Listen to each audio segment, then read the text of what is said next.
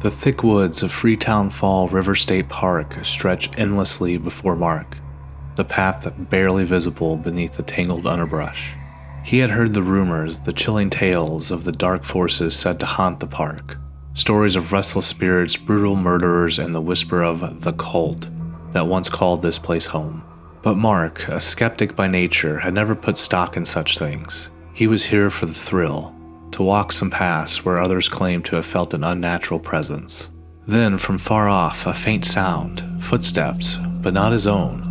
The hairs on the back of his neck stood on end as he stopped, trying to peer into the darkness.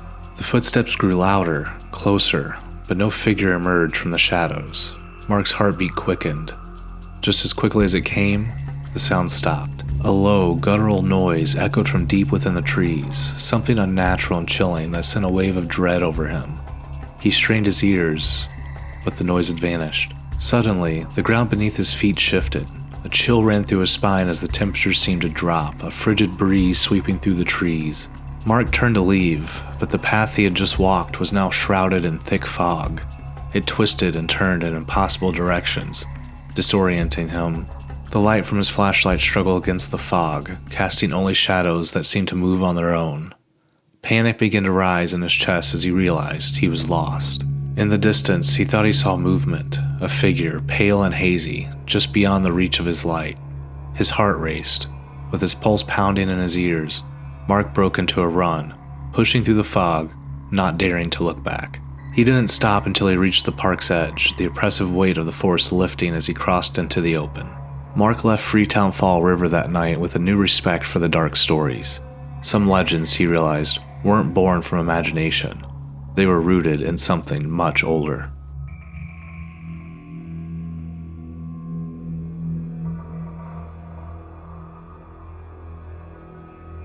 The streets of Detroit were quiet that night, save for the occasional hum of passing cars. Megan walked briskly, the chill of late autumn nipping at her cheeks. She had always dismissed the stories of the Nain rogue, the sinister red dwarf said to haunt the city, bringing misfortune in its wake. Yet, as she passed through the desolate stretch of Brush Park, a particular unease began to settle over her. Out of the corner of her eye, she caught a glimpse of movement, small, darting, too quick to be human. Her breath hitched as her gaze locked onto a figure at the edge of the street lamp's glow. It was no more than 3 feet tall, cloaked in tattered rags with skin as pale as frost. Its crimson eyes burned like embers, and a wicked grin split its grotesque face. The creature tilted its head as if sizing her up, before letting out a low chuckle that seemed to vibrate through the very ground beneath her. Megan stumbled backwards, her mind racing. Her phone slipped from her hand, clattering to the pavement, but she couldn't tear her eyes away. The Nain rogue stepped closer, its movements unnervingly fluid, almost serpentine. A sudden gust of wind whipped through the streets, scattering leaves and extinguishing the distant streetlights. Then, as quickly as it appeared, the Nain rogue turned and vanished into the shadows, leaving only an eerie silence in its wake. Megan stood frozen, trembling, unsure if what she had just seen was real or the product of an overactive imagination. The next morning, news broke of a massive fire at a nearby factory, causing widespread damage and power outages across the city. Megan couldn't help wonder if her encounter had been a warning, or a curse. From that day on, she avoided the streets of Detroit at night, haunted by the memory of the red-eyed figure that still lingered in the corners of her mind.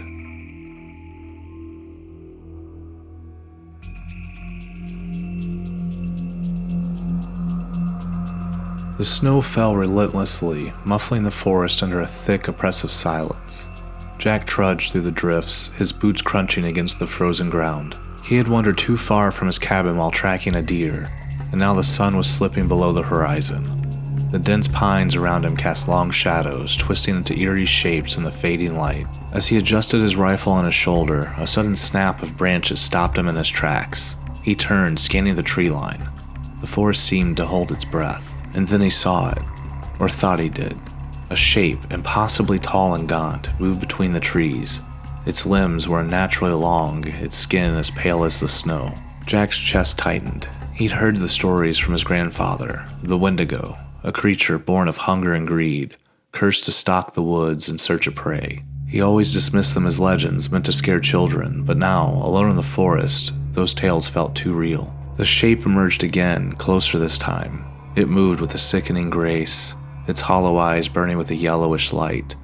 Jack's pulse thundered in his ears as he took a shaky step back, his breath freezing in the air. The creature's skeletal form seemed to glide, its head tilting in a natural way, as if it were savoring the moment.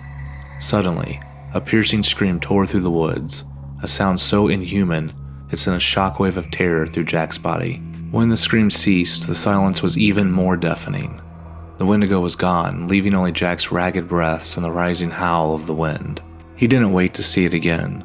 Turning, he ran blindly through the forest, ignoring the branches that tore at his face and coat. By the time he stumbled back to the cabin, frost was clinging to his beard. He swore he could still hear that chilling scream carried on the wind. For years after, Jack avoided the woods during winter, but even in the safety of his home, he couldn't shake that feeling that the Wendigo was watching, waiting, just beyond the trees.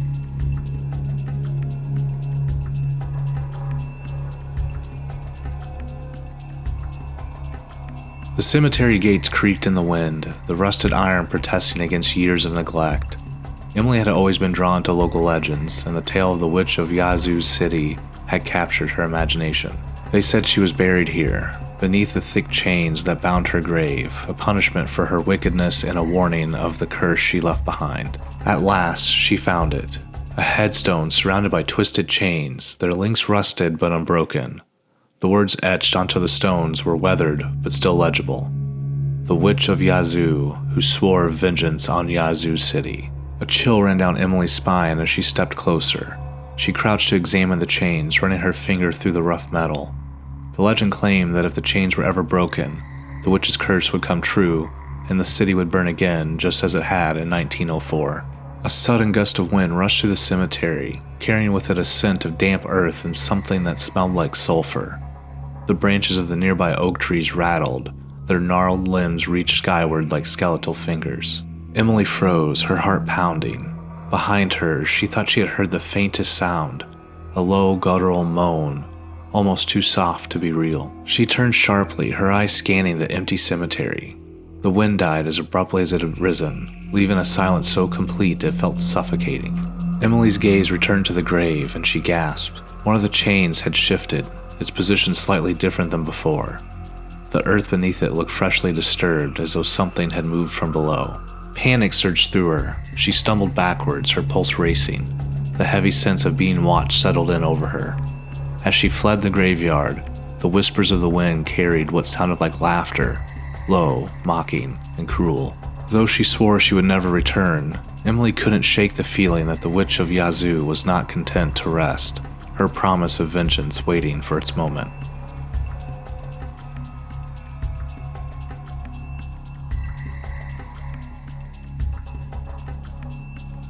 The ornate facade of the Launders Theater loomed against the evening sky, its grandeur dimmed by years of whispered legends. Sophia had always been fascinated by the tales of ghostly sightings and eerie happenings within its walls. Alone, after hours, she stood on the creaking wooden stage, the theater silent except for the occasional groan of its old bones. She panned her flashlight across the velvet seats of the empty auditorium. The silence was oppressive, heavy with the weight of stories about the man who had fallen from the balcony and the mysterious shadow that moved behind the curtain. She told herself the stories were just myths, exaggerated tales to give the old theater character, but as she stood there, a chill crept up her spine. From the corner of her eye, something moved. She snapped her flashlight upward, its beam catching nothing but rows of faded seats. She turned back towards the stage, but the atmosphere had changed. The curtains, heavy with dust and time, swayed ever so slightly, though there was no draft. A faint thud echoed from the backstage area, like footsteps. Sophia stepped towards the sound, her flashlight quivering in her grip. As she reached the wings, the beams caught the faint outline of a figure, a man, tall and dressed in what looked like old-fashioned attire. He stood motionless, his face obscured by shadow. Her breath caught as the figure turned and walked by silently towards the back wall. She blinked, and he was gone. Her instincts screamed to leave, and she obeyed, stumbling off the stage and into the lobby. Behind her, as she pushed through the old heavy doors, she thought she heard it, a single low note, as if someone had struck a key on the grand piano in the orchestra pit. Sophia never returned to Landers Theater after that night, but sometimes she wondered if the stories were more than legends, if the spirits of the past still lingered, reliving their final acts under the theater's dim lights.